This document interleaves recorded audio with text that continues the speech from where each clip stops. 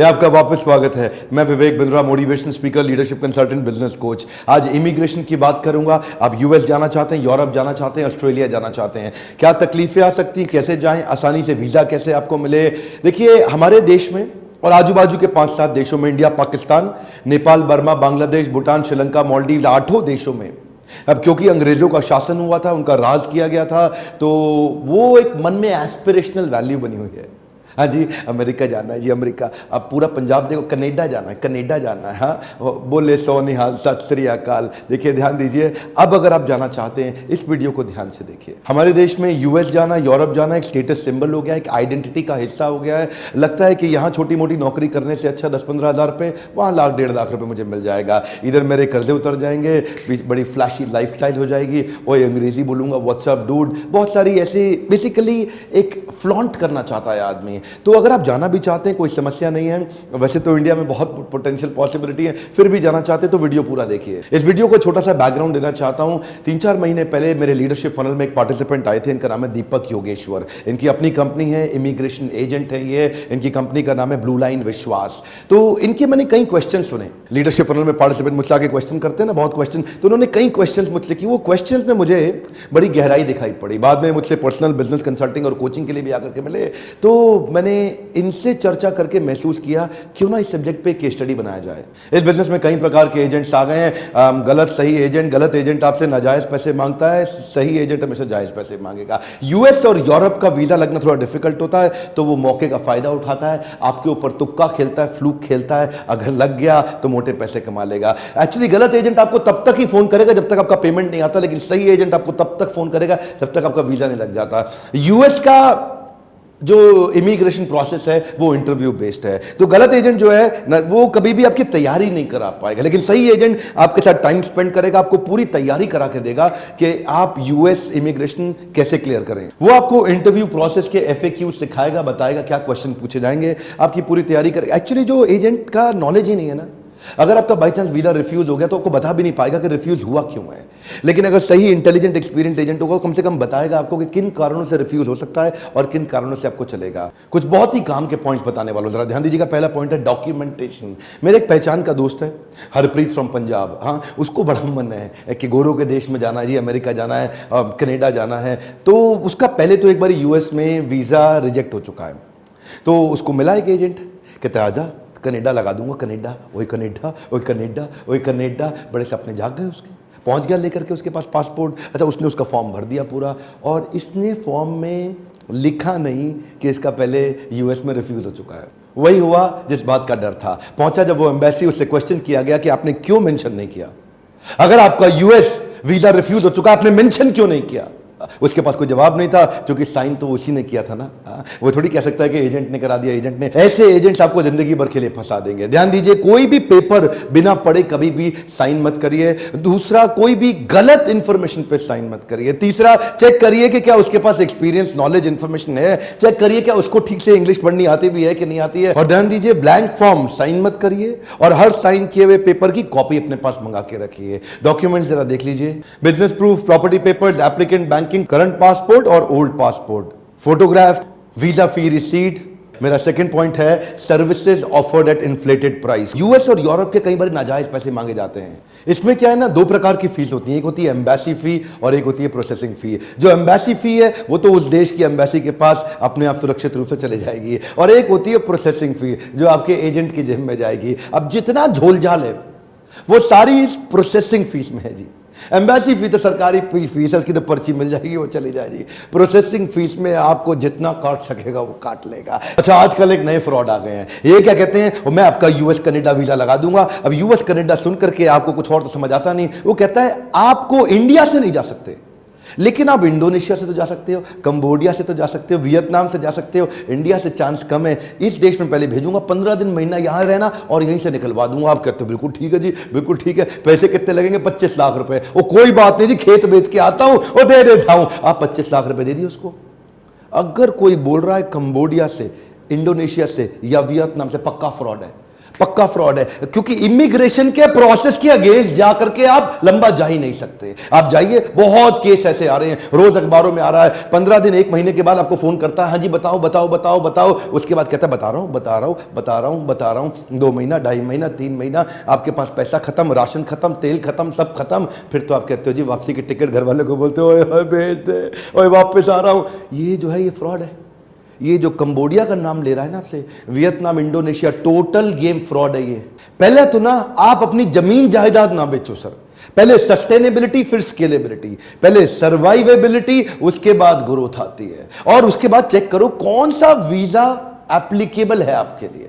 आप schooling visa से जा सकते हैं, आप टूरिस्ट वीजा से जा सकते हैं, आप फार्मिंग वीजा से जा सकते हैं, आप कोई स्किल ओरिएंटेशन जॉब के वीजा से जा सकते हैं, वो चेक करो। ये जो स्कूलिंग वीजा है ये मैंने दीपक योगेश्वर के साथ ही देखा, इनकी अपना जो फेसबुक का प्रोफाइल है वहां पे इन्होंने वीडियो भी डाला था इसके विषय में। क्या स्कूलिंग वीजा में ना लगता इसलिए नहीं है, 1-2% चांस भी नहीं है लगने के। ये तो ये बोल रहे थे दीपक, तो कहते हैं कि अगर किसी का लग जाए तो मैं उसको कैश इनाम दूंगा। ਜਿਹੜਾ ਵੀ ਸਕੂਲਿੰਗ ਵੀਜ਼ਾ ਜਿਹਦਾ ਵੀ ਪੰਜਾਬ ਤੋਂ ਲੱਗਿਆ ਪਿਛਲੇ 1 ਮਹੀਨੇ 'ਚ ਉਹਦੇ ਵੱਲੋਂ ਉਸਨੂੰ मैं 2100 रुपए सगन देना चाहना है। होता क्या है कि एक आदमी की टोटल इनकम ही 50,000 रुपए महीना है और वो जाता है जी, ओ जी ऐसा है जी मेरे बेटे का एडमिशन करा दो कनाडा में स्कूल में और इसको पढ़ाने भेजेंगे और इसका ध्यान रखने के लिए मैं आऊँगा और मेरा ध्यान रखने के लिए मेरी बीवी आएगी और हम सबका ध्यान रखने के लिए हमारे माँ बाप भी आएंगे, उनका भी हम ध्यान रखेंगे हमारा, और पूरा टब्बर आएगा जी। अब वो जो है ना इमिग्रेशन की टीम देखती है और ये ऐसा है जी इस आदमी की तो 50,000 रुपये महीने की टोटल इनकम है और वहाँ 5 लाख रुपए महीने की फीस है स्कूल की, और ये कैसे करेगा जी, तो कर ही नहीं सकता। वो रिजेक्ट करे तो पूरा टब्बर लेके आ गया है जी, मैं जाऊँगा जी बच्चे को पढ़ाने के लिए, पूरा खानदान जा रहा है। एक्चुअली ये फ्रॉड एजेंट होता है, ये आपसे करा देता है। फिर फार्मिंग वीज़ा, वो कहता है जी फार्मर बन के चले जाओ, आप किसान हो, वो खेत बेचाओ, मेरे को पैसे दे दो, आपको फार्मिंग वीज़ा। मैंने कनाडा की ऑफिशियल वेबसाइट पर देखा, एक्चुअली क्या है लोग पढ़े लिखे नहीं हैं, उनको बस शौक है, ओ है बड़ी बड़ी गाड़ियाँ, ओ गोरी अंग्रेज में बिना देखे जाते हैं।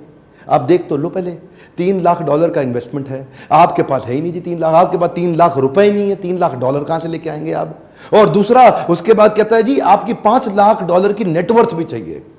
ये 2 तो मिनिमम रिक्वायरमेंट नहीं, अगर आप क्वालिफाई नहीं कर रहे, वेबसाइट के अब जो उनकी जो नॉर्म्स हैं वो पूरे ही नहीं कर रहे, तो क्यों अप्लाई कर रहे हैं। अच्छा, अगला है वर्क परमिट का वीजा। ये जो वर्क परमिट का वीजा है इसमें भी कई सारी चीजें। पहला तो जो आपकी नौकरी लगवा रहा है उसके पास एक रिक्विजिट रिक्वायर्ड सरकारी लाइसेंस होता है, वो है या नहीं है, मैं उसके बारे में बताऊंगा। पर लेकिन दूसरा एक नया फ्रॉड आ गया जी। वो फ्रॉड क्या कहता है कि आपको अभी तो कुछ देना ही नहीं मुझे, आपको तो बस खाली अपने मेडिकल टेस्ट का, अपॉइंटमेंट लेटर का और कुछ बेसिक एक्सपेंसेस का पैसा देना है। जब आपकी नौकरी लग जाए अमेरिका में, आप जाके सेट हो जाओ, तनख्वाह 2-4 जेब में आ जाए, तब भेज देना।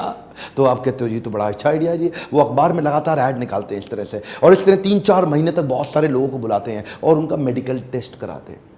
और जिस डॉक्टर से मेडिकल टेस्ट कराते हैं वो एम्बेसी का एम्पैनल डॉक्टर होता ही नहीं है, वो उनका प्राइवेट डॉक्टर है। वो टेस्ट करा के रिपोर्ट भी देगा बाकायदा आपसे, लेकिन टेस्ट कराने के बहाने आपसे 5 से 10 हज़ार रुपये ले लेंगे।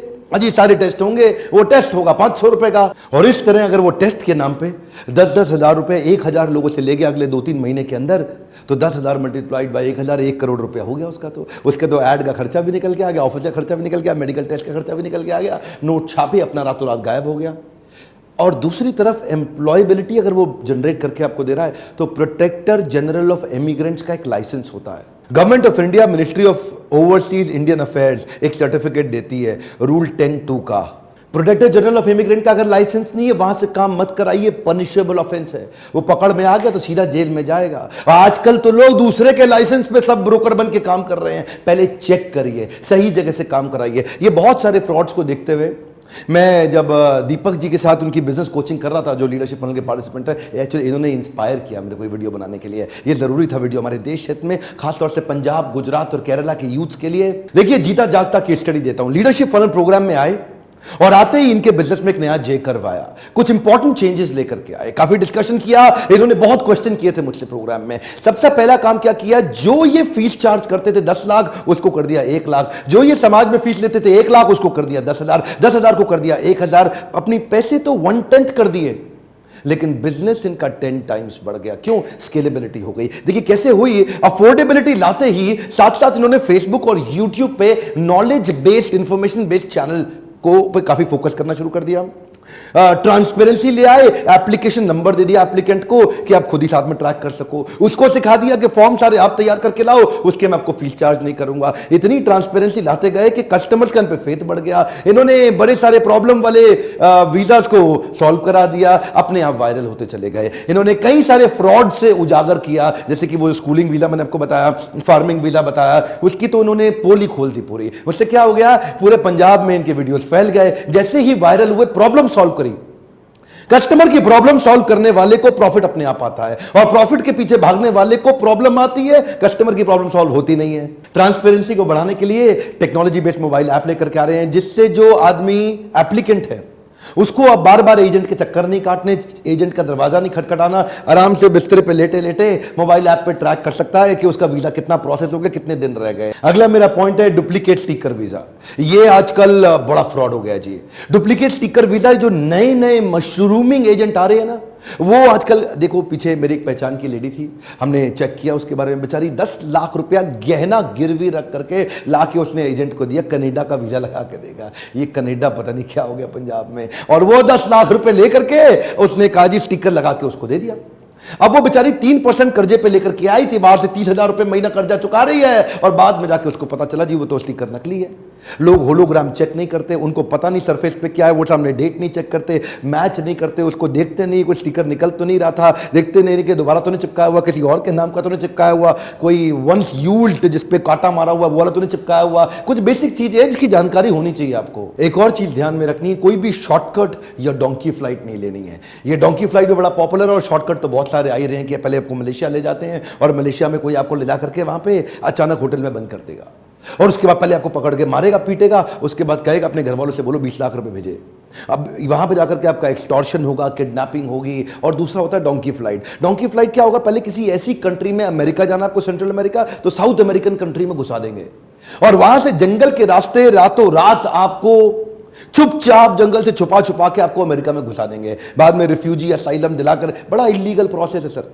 रास्ते में आपको स्केलेटन, हड्डियां, गाय, मांस, पता नहीं क्या खाना पड़ेगा, पत्ते, पेड़, किससे आपको बहुत। और अगर मान लीजिए वहां पे बॉर्डर सिक्योरिटी फोर्स ने आपको गोली मार दी, ये सारे रिस्की इलीगल प्रोसेस हैं। इससे अच्छा क्या है, एक अच्छे एजेंट के पास जाओ जो आपको वो सारे एथिकल प्रोसेस सिखाएगा जिससे जाना पॉसिबल है, बिजनेस बिल्ड करना पॉसिबल है, अगर एथिकल प्रोसेस से जाने के बारे में सोचें। ये गलत शॉर्टकट आपको लंबा फंसा सकता है। और अगला, कॉन्ट्रैक्ट मैरिज से भैया बच के रहना।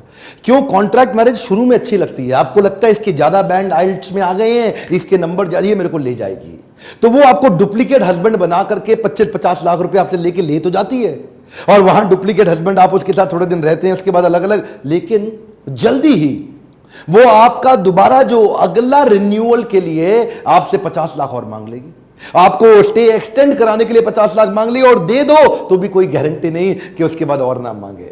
और ऐसा कई बार हुआ है, देखा गया है कि लोग 50-50 लाख, 75-75 लाख रुपए फालतू दे देते हैं उसके बाद, और उसके बाद भी वो लड़की सपोर्ट करने को मना कर देती है, और वो सिंह साहब वापस आ गए जी पंजाब में, वो खेती कर रहे हैं, वो कनाडा जाना है। ये मामला इतना सीरियस होता जा रहा है, और ये फ्रॉड जो है, कई सैकड़ों हजारों करोड़ की ये फ्रॉड की इंडस्ट्री बन चुकी है। ये मामला पंजाब की विधानसभा के अंदर भी उठा। पंजाब में ये मामला, एक एक घर घर यूथ एक विदेश जाना चाहता है। इनफैक्ट मैं धन्यवाद करूंगा दीपक योगेश्वर का, ये इन्होंने मेरे को इंस्पायर किया इस प्रकार की केस स्टडी बना करके हमारे यूथ्स को अवेयर कराना चाहिए। मैं चाहता हूं ये अवेयरनेस फैले, और मैं इनको इसलिए भी धन्यवाद करूंगा कि इन्होंने मेरी बात मानी और अपने प्रोडक्ट्स को इतना स्केलेबल बनाया, अफोर्डेबल बना के। एक्चुअली मैंने पहले भी एक वीडियो में बताया था, वो डॉक्टर्स वाले वीडियो में भी, कि कमाओ, बहुत कमाओ, पर मजबूरी का फायदा मत उठाओ। आज एजेंट्स मजबूरी का फायदा उठा रहे हैं, लोग अपने खेत मकान सब बेच के आ रहे हैं। मत बेचो भाई साहब, एथिकल तरीके भी हैं, बिना खर्चा किए भी आप जा सकते हो। इस वीडियो को फैला दीजिए पूरे पंजाब में, गुजरात में, और हर उस व्यक्ति को